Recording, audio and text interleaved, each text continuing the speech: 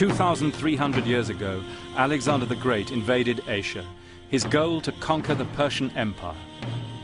We followed in his footsteps, a 20,000-mile journey from Greece to the plains of India.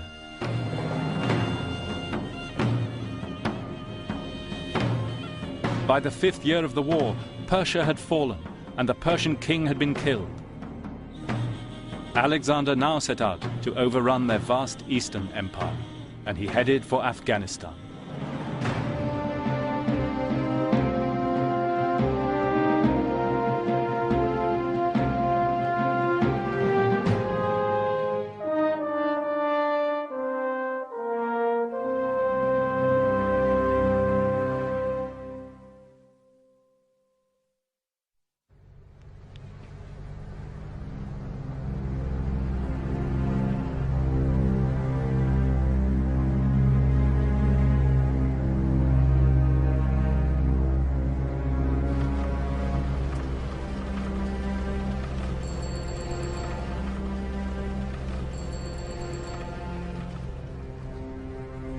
Kabul, Afghanistan. Our journey now brought us into a modern-day war.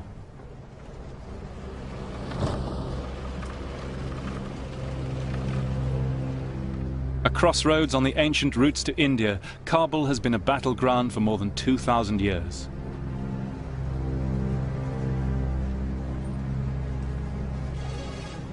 The city had been devastated by war. Alexander wintered here in the 5th year of his campaign. He founded a new city close by, another Alexandria, one more step towards uniting the world under Greek rule.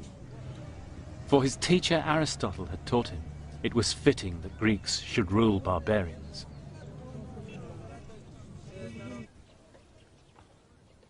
Settled with Greek and native colonists, Alexander's city would foster a remarkable mixed culture, Greek and Asiatic. I was hoping to see its treasures in Kabul Museum. But that rich legacy, the glass from Egypt, the ivories from India, Chinese lacquer, was all gone.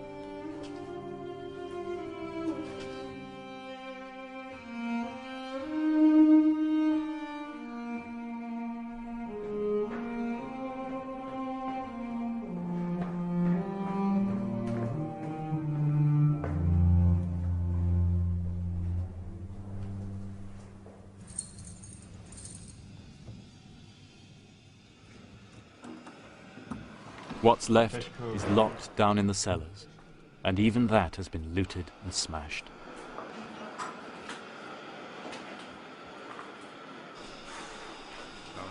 How did you feel when you saw this?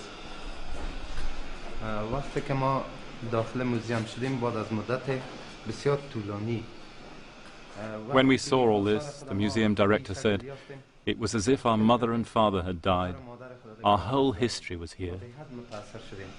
چرا که این آثاری که شما می‌بینید. Goodness me, look. A Buddhist head. Just look at that.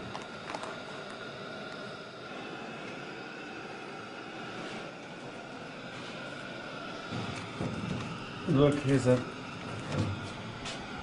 a Greek period Buddha. He's wearing a Greek toga. That's the kind of fusion of East and West that happened in the art too in Afghanistan.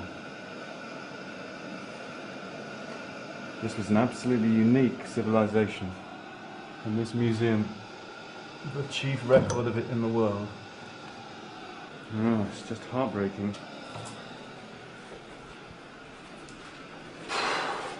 It was a somber introduction to Afghan history, but this is a tale of war, and war destroys the past as well as the present.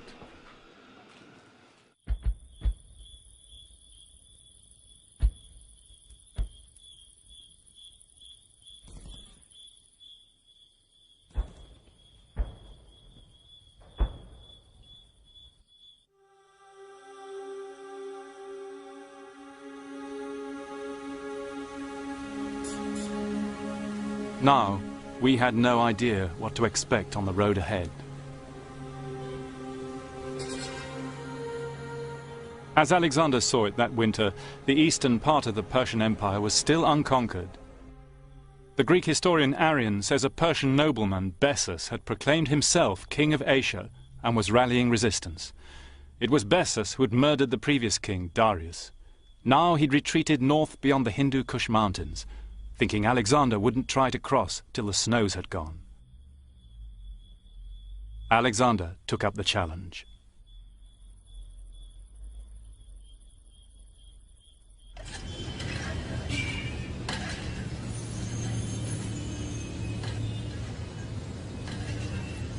The next stage of our journey was to follow Alexander over the Hindu Kush, but to get out there we needed a vehicle. Certainly is a Land Rover.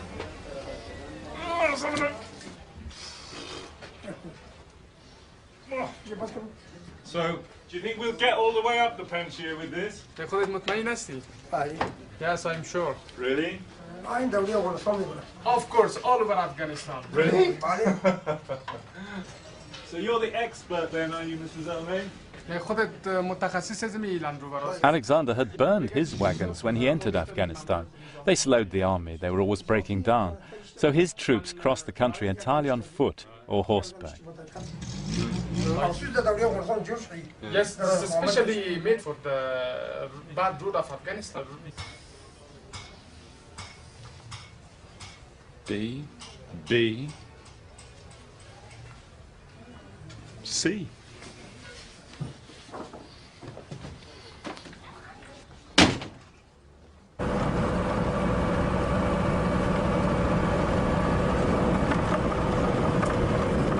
Early in the spring, Alexander set off. Ahead of him, the great mass of the Hindu Kush, which rises to 20,000 feet. On the other side, his enemy Bessus was waiting.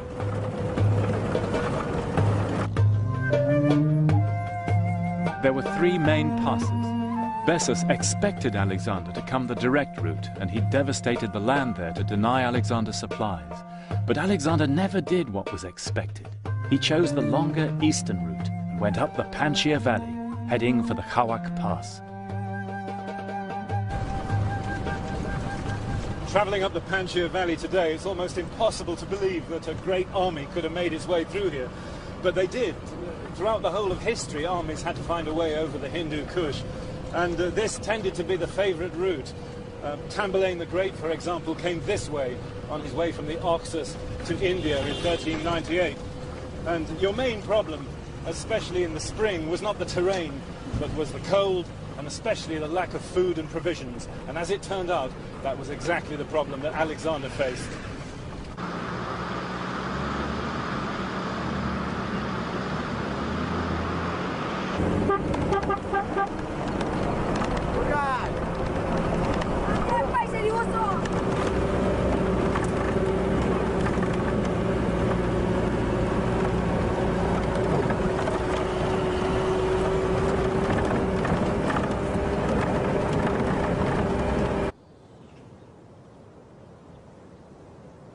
The local people had buried their winter supplies to foil the Macedonian foragers, so Alexander's men had to take their own food with them.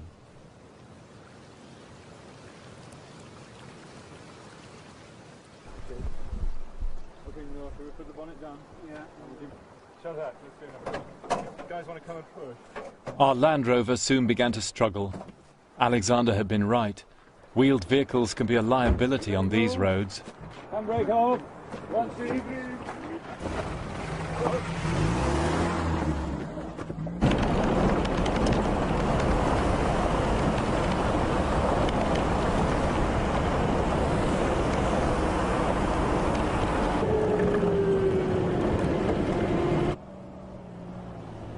The Russians also found their mechanized gear failed here against men fighting on foot and supplied by mule.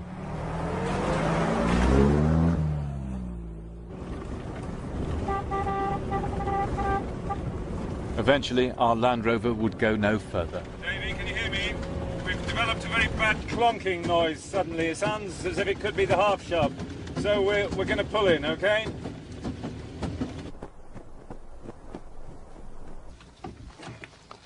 And it wasn't the last of our problems. The road is closed. The road is closed? Yeah, because of landslide. And where is this? Could you ask the gentleman? Just after 5 minutes, we will reach there. Really? And impossible for vehicles to get through? Or? No, it's impossible. Only donkeys? Told you we should use donkeys on this part of the trip.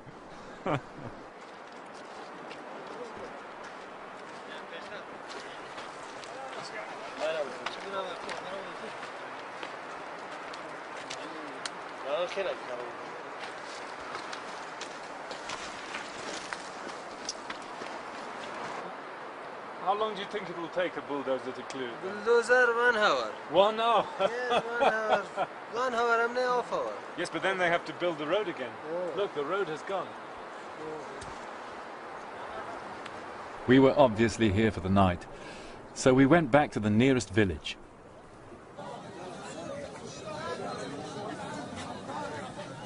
What is the name of the village where we leave the cars and we start to walk up to the pass?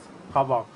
That's Hawak. Yeah, that's Hawak. And Hawak, Hawak village. And Hawak is after Dasht Reba. That's yeah, right. Yeah. Alexander always used local guides. If they did well, they were rewarded. If they misled him, they were killed. Simple but effective.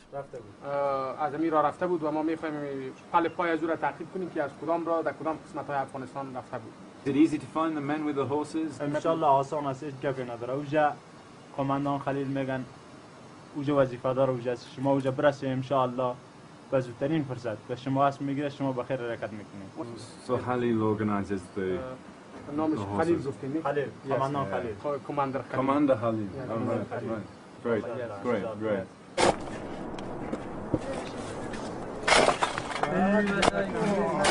Afghanski. Oh, sorry.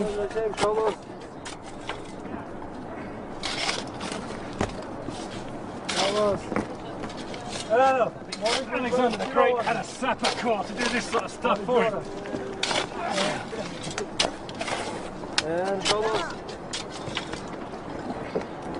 In fact, Alexander's sappers and engineers are one of the keys to his speed of movement. They did this kind of job for him all the way to India.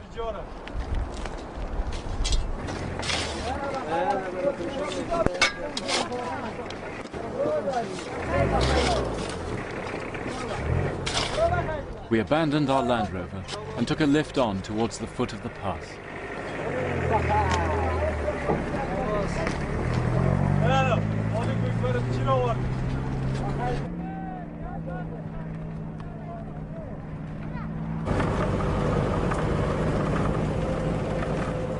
The track began to rise now.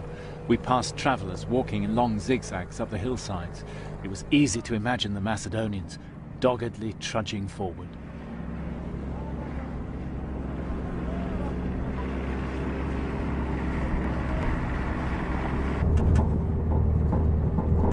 This road was actually only made up for cars a few years ago, and until that point it was really a track that only horses could use. And although Alexander's army must have been able to come along the river valley in those wide open spaces in the early part of the Panjshir, here they would have been single file. So it would have taken them hours to pass any given point. And the army must have stretched for 10 miles, who knows, maybe all the way back down the Panjshir, which explains why it took 17 days to cross.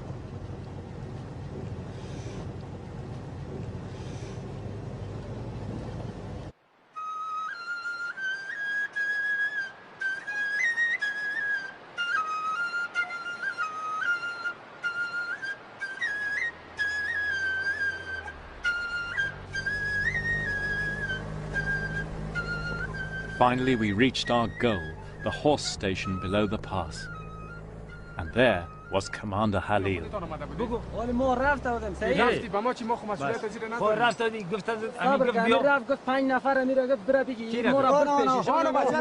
It's a bit like the Wild West out here, and for a moment the atmosphere seemed threatening. How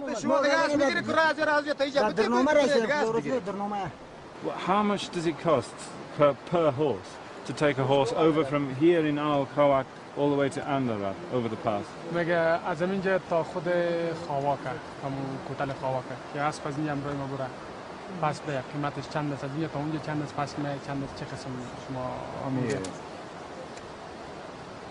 تو خواک خوبه چند میبره خواک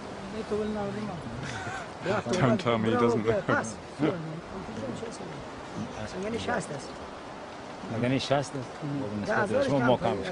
It's the price of per horse is 60,000 Afghani. Okay. But you're our guest. We will give you discount 50,000 that's very Afghani per kind. horse. That's very kind. And two armed men will escort you to the top of pass. That's very That's kind. for your safety. Thank you very much indeed. Teshko. Okay. We loaded up. Our pack horses took 100 kilos each, the same as Alexander's. His men, though, had to carry their own gear and backpacks. That would get tough at high altitude.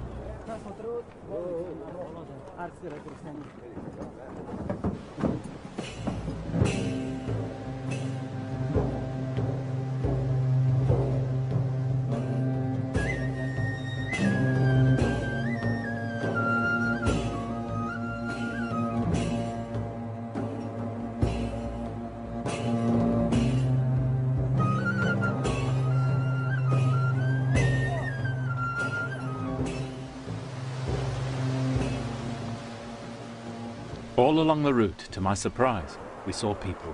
Traders, refugees, families. The Khawak was still the thoroughfare to the north, as it's been throughout history.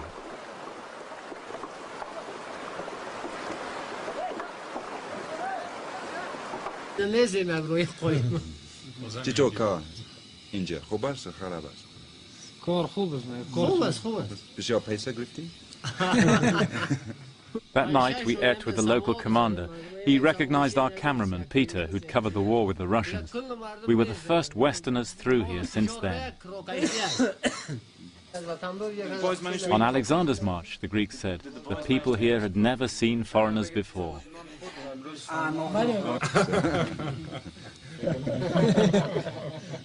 Let's always be discreet about money.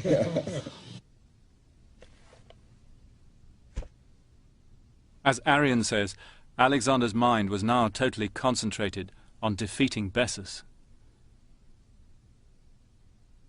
And here on the pass that night, I could almost feel the magnetism of Alexander's leadership and the sheer excitement that his men must have felt, marching with him.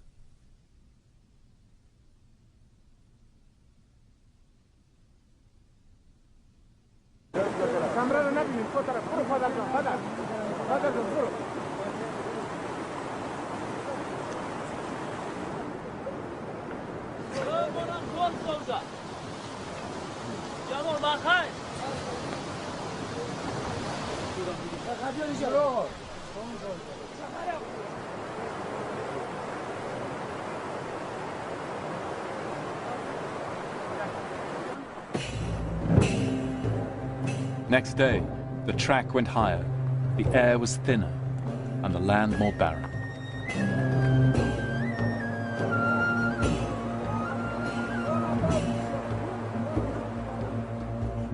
For us, as no doubt for the Greeks, walking was now an effort.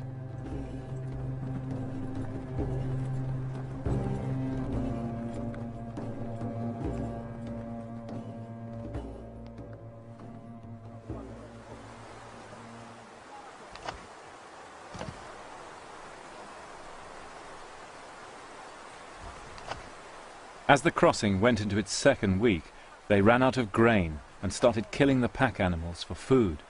But there was no firewood for cooking, and they had to eat the flesh raw. This they did, says Arian, with the juice of a medicinal plant, silphium. So can you ask which part of the plant they use for medicine? کدام قسمت از این بوتا برای دوای طبیعی استفاده میشه برای دوا؟ And from the... So you get a juice out of it, do you? میگه یک قسم شیر هم داره. شیر داره. Yeah. And you can use this for flatulence, stomach pain, and swelling. And for cuts as well, this kind of thing? برای چوم استفاده میکنه برای زخم و چیزا. برای چیزی که دم میباشه. اینا که بسته کنی گمش میکنه. کندیده. Something is swelling.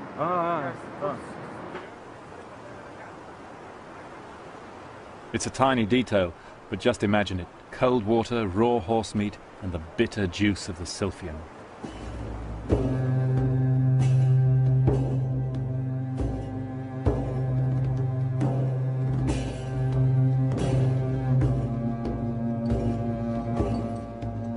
They were over 11,000 feet now, and the starving troops were suffering from chronic fatigue brought on by altitude sickness. We'd brought few supplies with us, and we took our snacks where we could find them. I say this is good stuff for long-distance travelling. These dried mulberries compressed together, and it's the kind of dried fruit that the Mujahideen lived on and during the war with the Russians in these mountains. It keeps your energy up.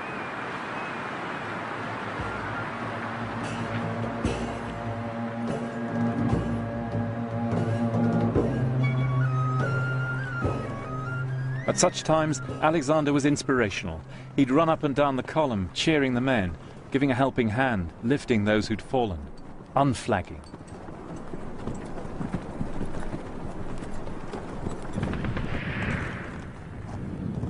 Just below the summit, there was gunfire. Our guards raced off. There were bandits ahead. Mike, can you get out of the way? It's dangerous. Come back here. Come here. مگه چی گپ هستم اینجا خیرت خواسته چی حسابت دزاسته این پایسا دشمن دزاسته لیست میکنه دارای یک مواد خوراک و یک مواد در خانه بری پلت این ترای تا میگیره خط لفت کوب میکنه.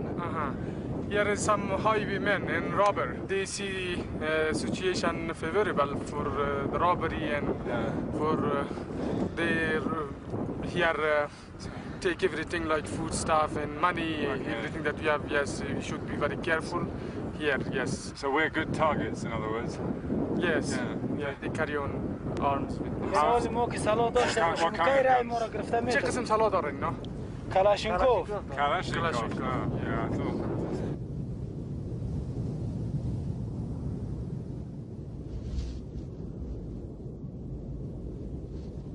Half an hour later, we got the all clear. Oh, sure.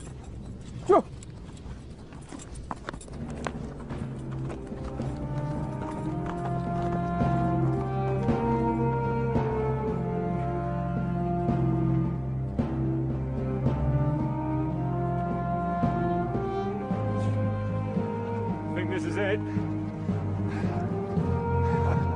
Finally, we reached the top and saw the view Alexander's men had seen all those years before.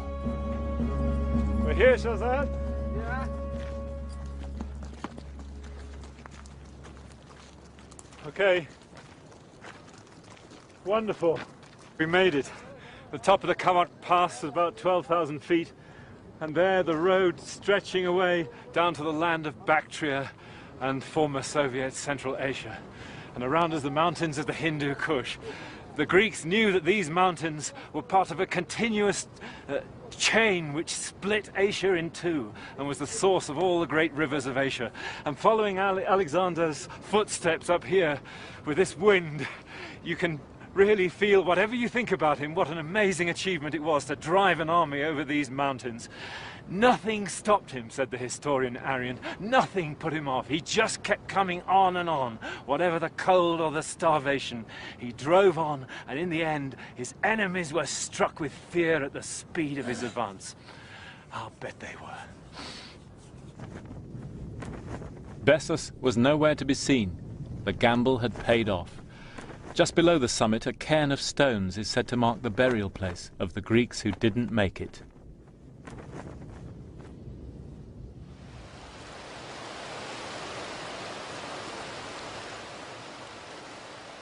On the other side of the Hindu Kush, in northern Afghanistan, they found good fishing in the rivers. There were big herds of livestock too.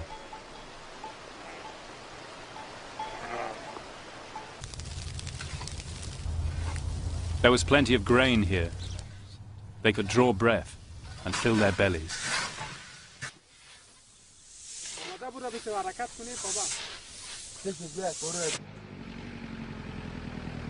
We, though, were still travelling through a civil war. We now had to cross the lands of the local warlord, and there was the tricky matter of a front line to negotiate.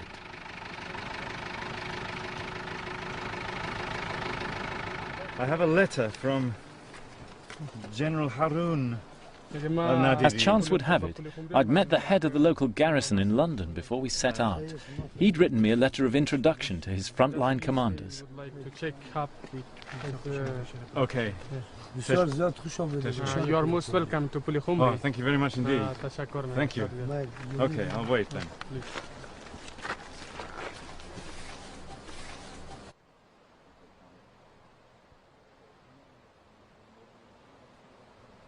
So we waited. With the fundamentalist armies of the Taliban closing in on Kabul, we weren't too keen to retrace our steps.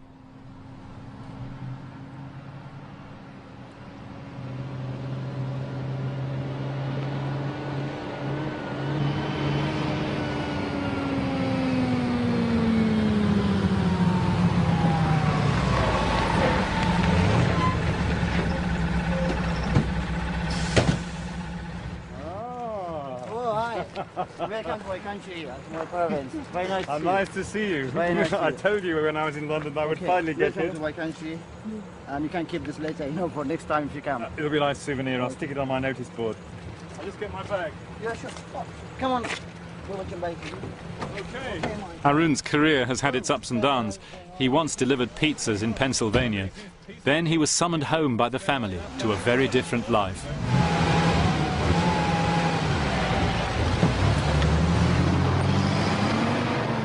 At the beginning it was so difficult for me, but now I used to it, you know. Yeah. You can just be travelling along a quiet country road and you run into some group that you've never heard of who decide they want to kidnap you for a bit.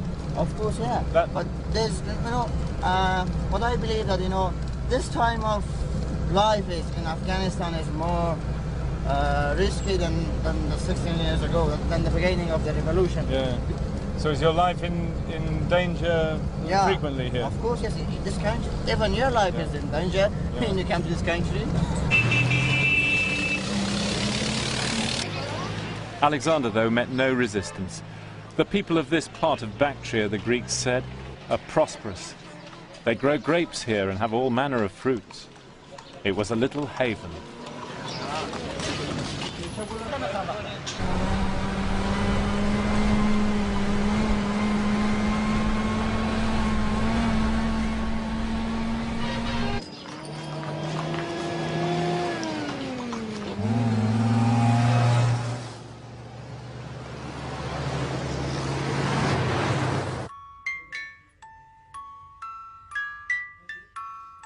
A warlord's house wasn't quite what I expected, but soldiers are the same everywhere, I guess, for all the guns and high-tech.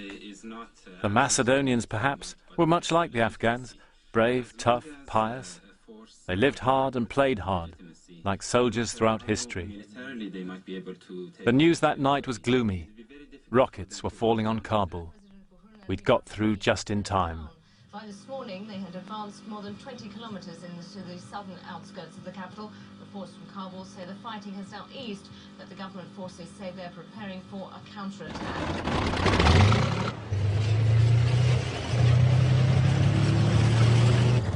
Next day, as we got ready to head north, Harun's tanks were rumbling through the streets.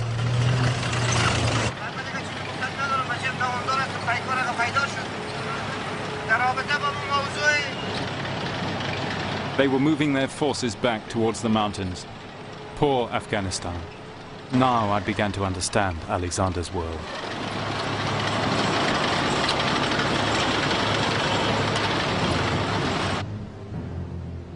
We hired a battered Russian pickup and drove on in Alexander's tracks. Bessus was on the run, and Alexander pursued him like a hunter towards the river Oxus, which divides Afghanistan from Central Asia.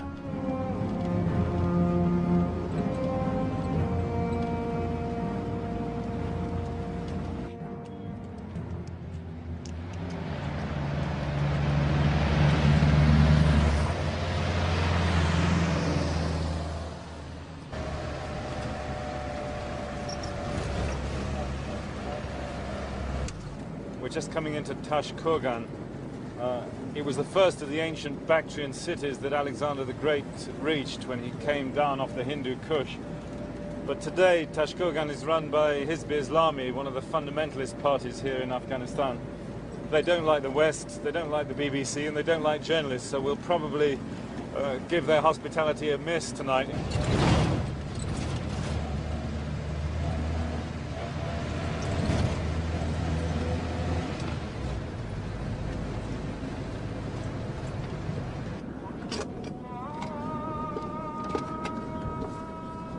چهارتا و پنجتا دیگه کل مردم نیست دیگه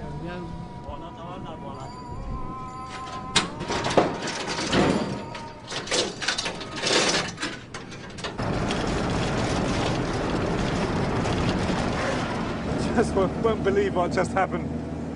We actually broke down right in the middle of Tashkurgan. We just stalled right in front of the border post. Unfortunately, there was a sandstorm had blown up, and it was just sunset, so everybody must have been at their Friday prayers.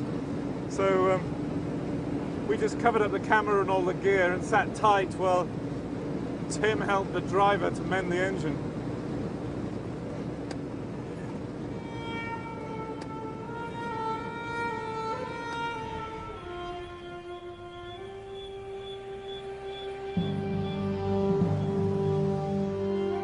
It was summer now, and Alexander was racing for the river Oxus. The road goes through a wasteland covered by moving sand dunes, just as the Greeks describe. But they weren't carrying enough water, and they lost their way.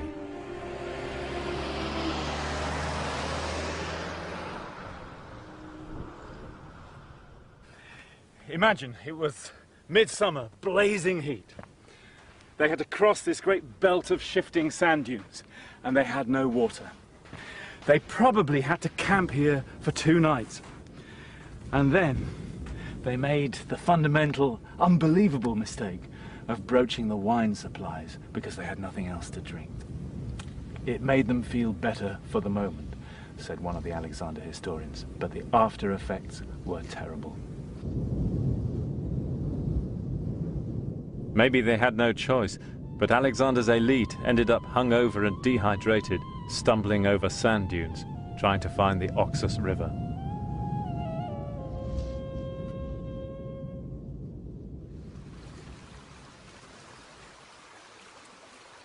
The Greeks reached this place just about the same time of the day, late afternoon, early evening.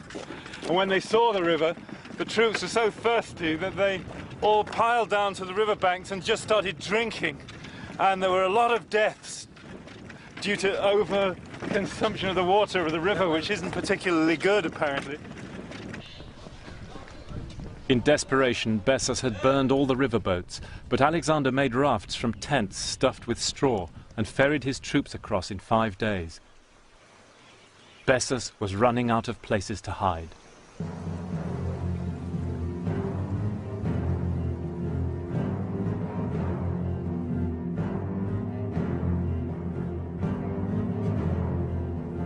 Our journey now took us into Central Asia, to Uzbekistan, and the road to Samarkand.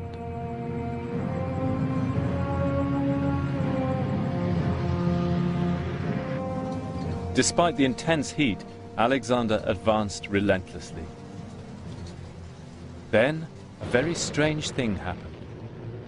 Somewhere on this road, Alexander came to a small town.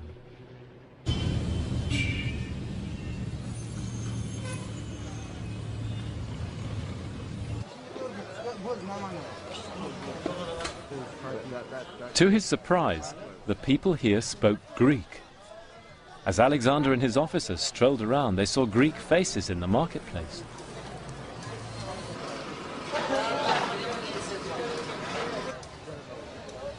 The townspeople had quite a tale to tell. Their ancestors had been Greeks from the Aegean coast of Turkey. Though bilingual now, they still kept up Greek customs.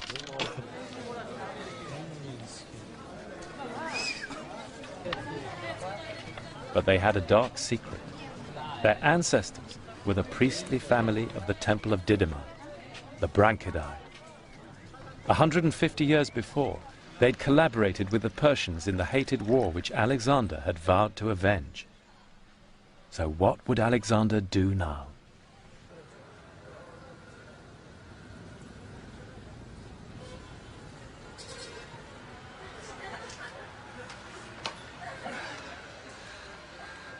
Salam. Early next morning, Alexander came through the gate with a small detachment of troops, apparently to receive the hospitality of the Branchidae. Teshakkur. In fact, during the night, the army had been given instructions to surround the town, and at a prearranged signal, they began to attack, with the intention of massacring everybody inside. The Branchidae had suspected nothing. But despite their kinship of language, their desperate entreaties, the fact that they were holding olive branches in their hands, the symbol of peace, the savagery didn't stop until everybody had been killed. And afterwards, the Greeks leveled the town, destroyed its walls, and even cut down its woods and sacred groves, so that no trace remained. The expedition historian Callisthenes did his best to justify the massacre. The aim of Alexander's crusade, after all, had been to punish Persian wrongs. Arrian, though, says nothing. I imagine he felt that, however you gloss it over, a war crime is still a war crime.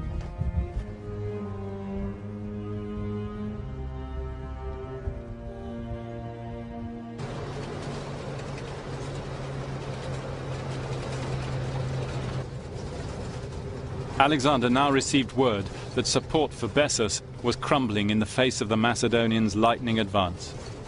Alexander sent his general Ptolemy on ahead to arrest him. The last resistance in the Persian Empire, he thought, had now collapsed. Ptolemy left Alexander behind, pushed on as fast as he could up this road towards Samarkand with light-armed cavalry. He did a 10-day march in 4 days. This kind of heat, summer heat, really hard men. Bessus' supporters were just terrified. They turned him over to the Greeks. When Alexander arrived, he was standing by the roadside, humiliated, naked, in a wooden dog collar. Bessus met a gruesome end. His nose and ears were cut off, and he was sent back to Persia to be impaled. The Persian punishment for traitors.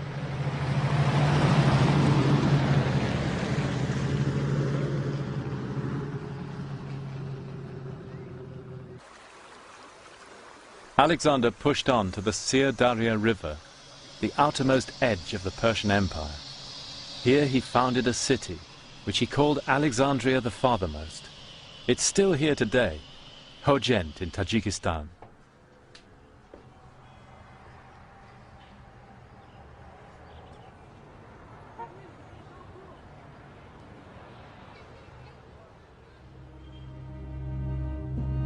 To understand why he stopped here, we have to imagine the world as he saw it.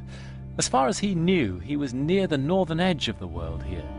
Beyond the Sir Daria lay only a belt of arid plains as far as the great ocean which had circled the earth. There was no point in going any further. To mark his northern limit, Alexander built altars to his favorite god Dionysus, perhaps on the very spot where now there's a great statue of Lenin. Monument to another tide of history which has come and gone.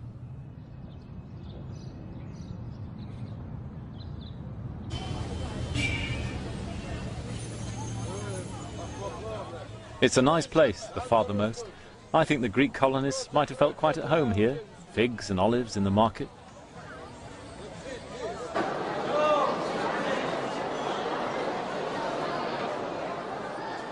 Alexander said he hoped the town would one day become rich and famous.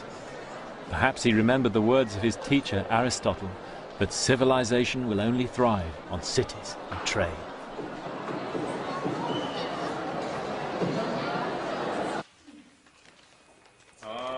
Thank you. Mr. Bond, 16 sum. I don't understand.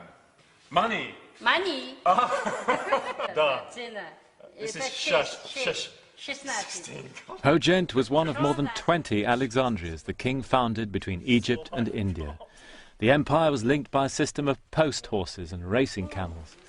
The troops received letters from home. Medical supplies came out here by the ton. Look at this. Mr. Von, Oh, thank you very much indeed. Thank you. Thank you. Alexander even had his favorite books and fresh fruit sent out here from Greece. My parcel came from a friend in Athens. Great, Greek newspaper. That's nice to have. Olives. Greek olives. Aristotle was right. The fruits of civilization. Ah, great. A bottle of Nausa. But the local people were not prepared to buy into the idea of a Greek world empire. That summer, the famed horsemen of Bactria were gathering. The Sogdians too came out in revolt.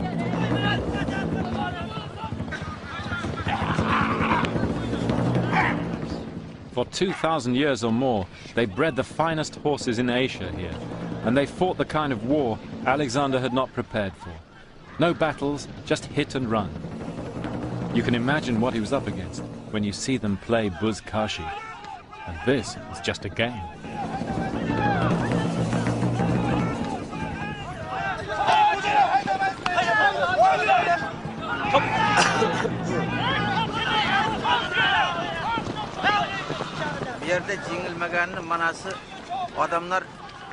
Alexander couldn't beat us because we were such good horsemen, the old man said. Even an 80-year-old could ride and throw a spear. As horsemen, we had greatness.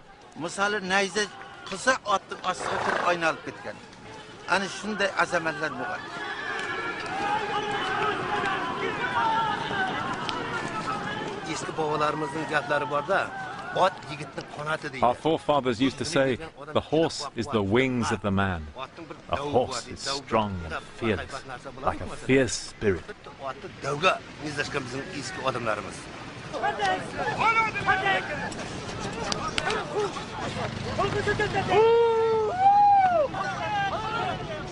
In heavy fighting, Alexander was seriously wounded in the head and throat and lost both sight and speech. Worse was to follow.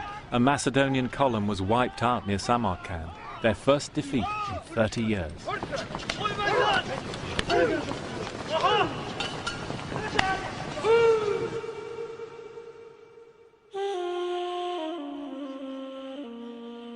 At his base on the Sir Darya River, he suddenly found himself crippled and at bay.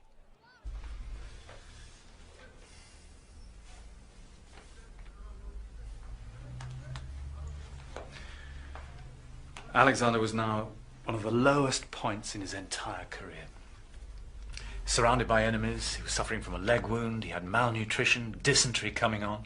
His throat wound had not healed, so he could hardly speak. His voice was so quavering the people even close to him couldn't hear him. He couldn't stand in the ranks, he couldn't ride a horse, he couldn't give his army encouragement and instructions, the very thing on which his generalship depended. There's a vivid image of Alexander at this moment, opening his tent flap at night to gaze across the river at the twinkling fires of the nomad armies. Being Alexander, though, he had to act. He forced his way across the river and won a stunning victory, even though his dysentery was now so bad he had to be carried back. Now began his hardest war. That winter he regrouped in bulk. The next spring, massively reinforced, he took fire and sword across Central Asia. 5 mobile army groups, 50,000 men, spread up the river valleys of Tajikistan in a search and destroy operation almost as far as China. In the autumn, they reunited at Samarkand.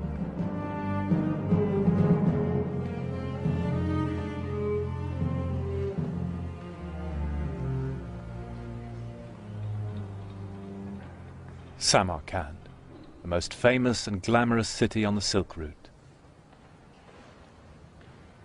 In Alexander's day, It was the chief town of Sogdia, today's Uzbekistan.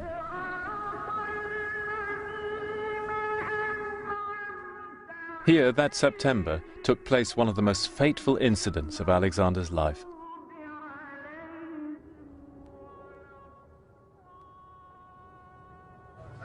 Just outside the city gate lies the mound of the ancient town and the remains of the Sogdian palace.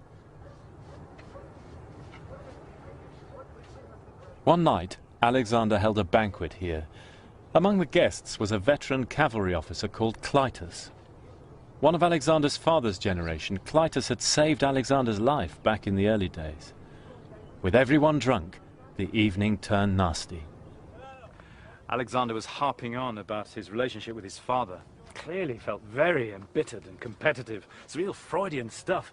My father never gave me the credit for my part in his victories, he said. Bore me ill will and jealousy. Clitus, who was one of the old guards, stood up. He said, "Everything you have achieved was based on what your father did. In fact, your father's achievements are far greater than yours. And he won them fighting men, not women." At this point, Alexander, who'd been relatively calm and unruffled, flew into a rage. He threw fruit at Clitus, tried to grab a spear in order to hit him, and kept calling out in Macedonian to give the alarm for the royal bodyguards to come in. Alexander's friends, meanwhile, had grabbed hold of Clitus, and they pulled him out of the door and actually got him across the moat, over there. But just when everybody thought everything was over, in comes Clitus again. "Here I am, Alexander!"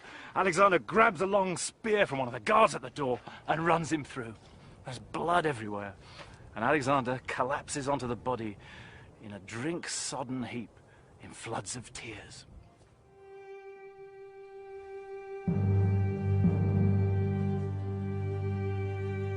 Some said Clitus got what was coming to him, and the king now suspended freedom of speech.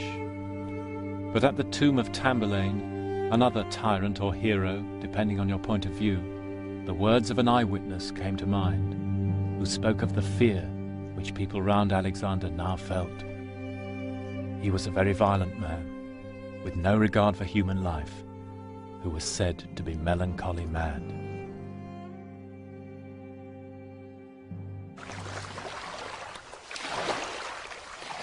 Meanwhile, Alexander had still not crushed the Central Asian revolt.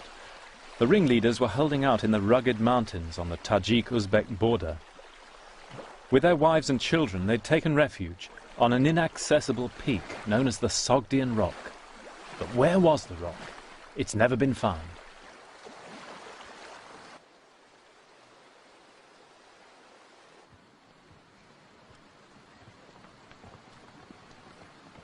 We were sleeping at a village high in the mountains. Hearing of our search for the rock, over breakfast the local men showed us an old manuscript of the Alexander legend.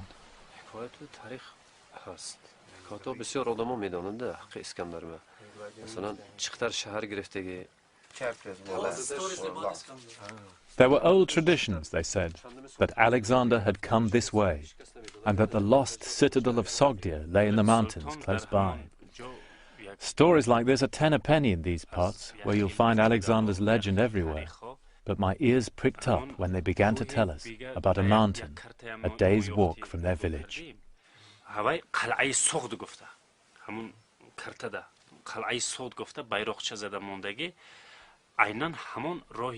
This, their forefathers had told them, was the Sogdian Rock. They offered to take us there. It seemed worth a try.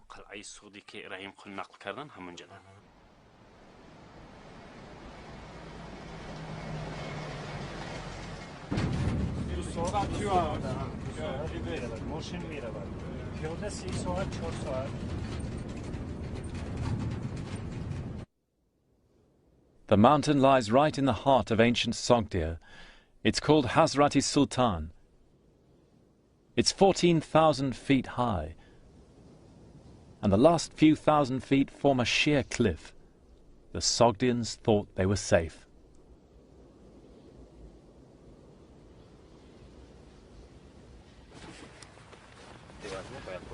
Alexander was about to give up, attempting to seize the Sogdian Rock.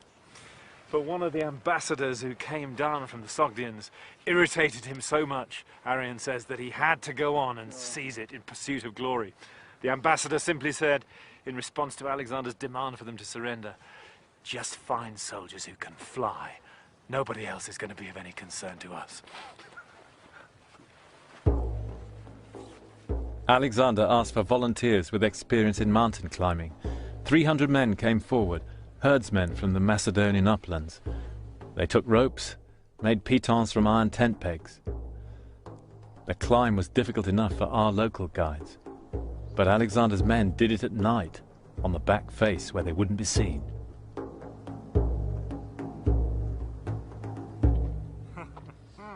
On the other side, a narrow path led to a ravine which was massively defended.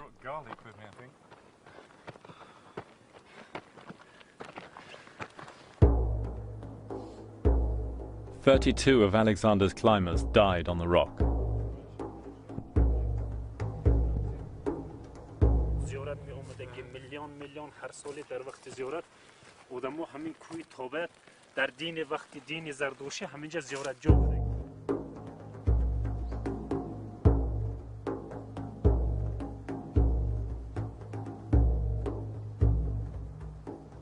Dawn the next day, Alexander's 300 mountaineers appeared over the top of the ridge up there, waving flags. The barbarians, said Arian, were absolutely staggered. They had simply not thought it was possible. Alexander's herald rushed up to their front line and shouted across to them. "You better surrender now," he said. "You see, I found the soldiers who could fly."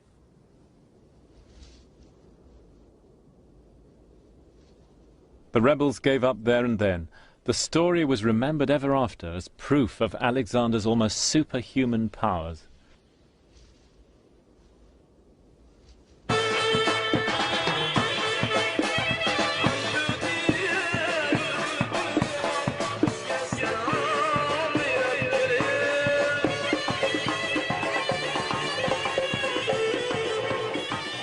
But now comes the most amazing twist in the tale. For a peace was finally broken, not through war, but through love. At least, that was how the Greeks told it.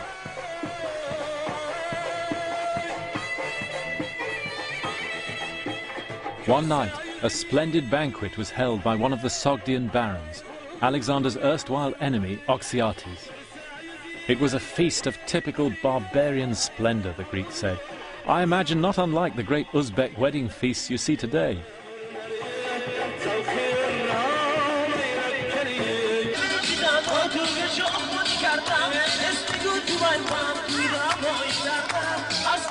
At the feast was the Baron's beautiful daughter, Roxanne, Little Star. She'd been captured on the Sogdian rock. Now, with her girlfriends, she danced before the king. When Alexander set eyes on her, Arian says, it was love at first sight. With the same impulsiveness which had killed Clitus, Alexander proposed to Roxanne. With his sword he cut the bread, as they still do to mark an engagement in Uzbek land. He was 29, she, at a guess, in her mid-teens.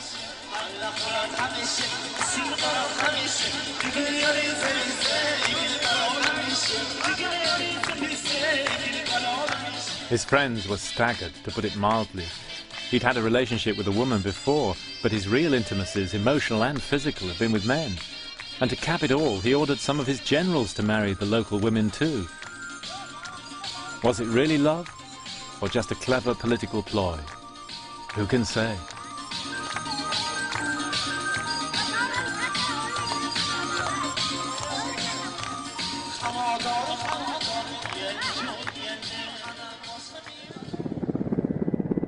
Alexander's marriage with Roxanne sealed the conquest of Central Asia.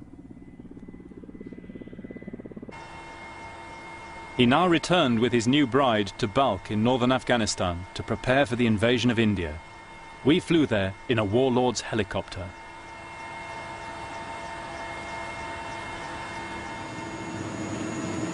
Alexander's expedition would open up the heart of Asia, and for 1,000 years after the Greeks, Balkh would be the greatest crossroads on the Silk Route to China.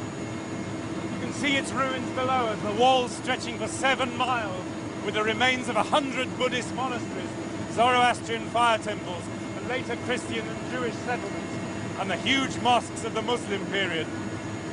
When the Arabs came here in the 7th century, they called it simply the Mother of Cities.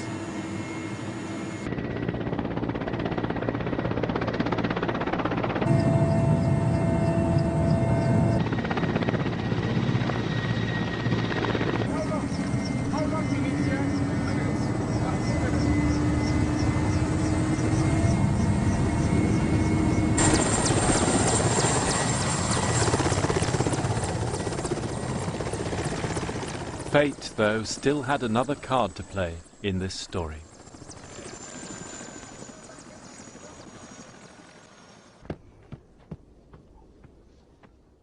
Here in Balkh, Alexander announced that he wished to be worshipped as a god, Persian style. You can imagine how that went down among the Macedonian veterans. And now, for the first time, there was a serious plot against Alexander's life. A group of royal pages planned to assassinate him. They were betrayed and tortured to death. But the dissension over Alexander's divinity climaxed in a sensational falling out with the man who'd helped create Alexander's image, Aristotle's nephew, the historian Callisthenes.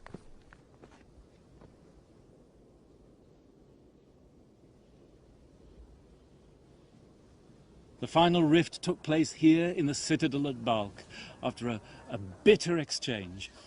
Callisthenes left the royal presence and turned to reiterate 2 or 3 times a single line from Alexander's favourite book, the Iliad. The line is this: "A better man than you by far was Patroclus, but still death did not spare him."